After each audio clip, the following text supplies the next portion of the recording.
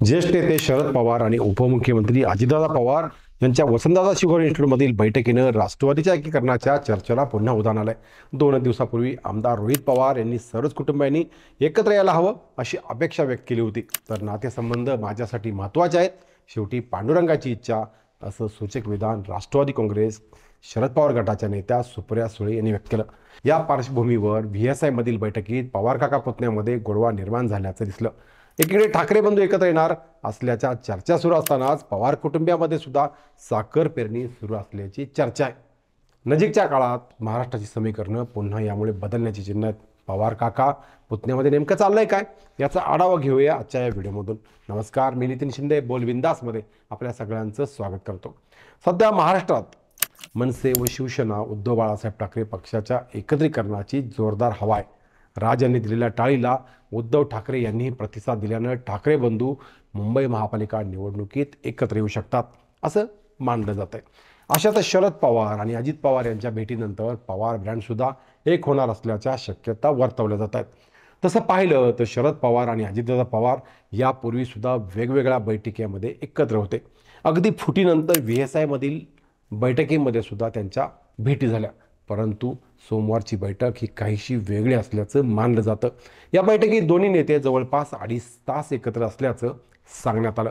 राष्ट्रवादीच्या फुटीनंतर पवार काका पुतण्यामध्ये मोठं अंतर पडलं होतं।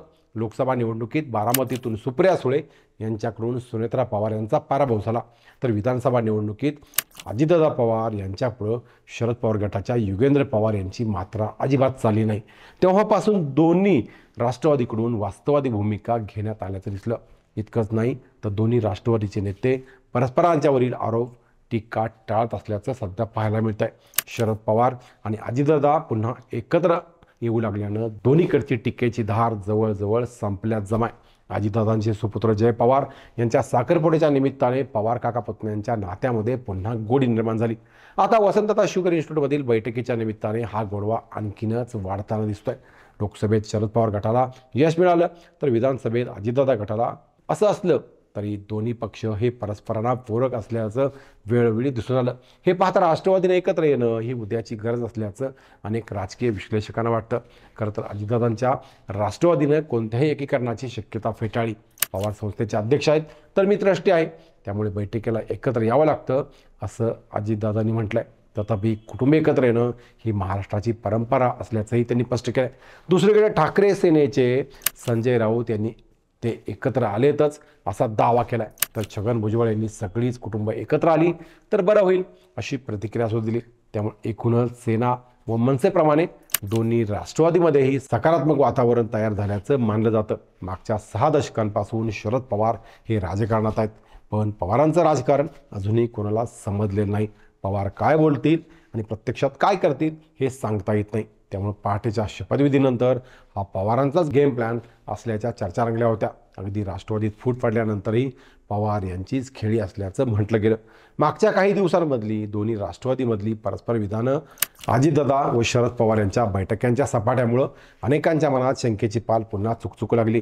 तसं पाहिलं तर शरद पवार यांचे पंतप्रधान नरेंद्र मोदी यांच्याशी चांगले संबंध आहेत। उद्या काका पुतण्याचं ठरलं तर त्याला वरूनही पाठबळ मिळू शकतं।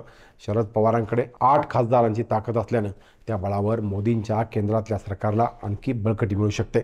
मुख्य म्हणजे सुप्रिया सुळे यांनी दिल्ली पाहायची आणि अजितदादांनी महाराष्ट्राचं राजकारण बघायचं अशी तडजोड होऊन नेतृत्वाचाही वाद मिटू शकतो। तर दस्तूरकृत पवार मार्गदर्शकाच्या भूमिकेत राहू शकतात। हे बघता काका पुतण्यांच्या नात्यातला गोडवा पक्षाचा खोडवा साधतो का हेच आता आपल्याला पाहावं लागेल। तुम्हाला काय वाटतं हे कमेंट करून सांगा आणि अजूनही आमचा चॅनल पाहिला नसेल तर लगेच पहा आणि सबस्क्राईब करा। धन्यवाद। जय महाराष्ट्र।